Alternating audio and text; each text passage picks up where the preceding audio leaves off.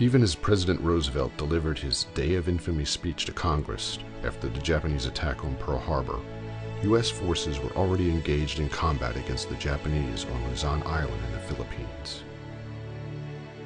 It was the beginning of the first two ground battles of World War II, Bataan and Corregidor.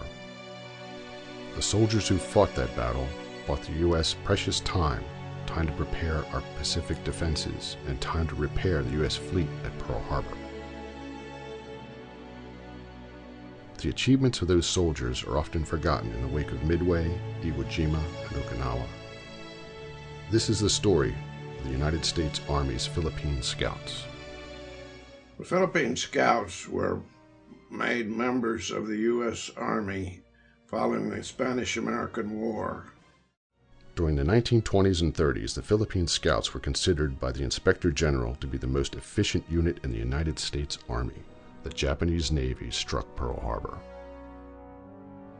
That same day, Japanese attacks hit 3 other targets. About 9 o'clock in the morning, here came the 27 airplane. 9 in 3 groups. 3 groups of 9. There was silence, and then suddenly here comes the fighter planes. They started strafing everything. Strafing. There were so many casualties. 43,000 Japanese soldiers were already ashore at Lingayen Gulf when the 800 scouts of the 26th Cavalry moved up to reinforce the Philippine Army's line. The men had to get to Bataan. The 26th Cavalry had to hold the Japanese back. They asked for the tanks to protect us. So while the tanks were firing against the Japanese, we went through Rosario on Galo.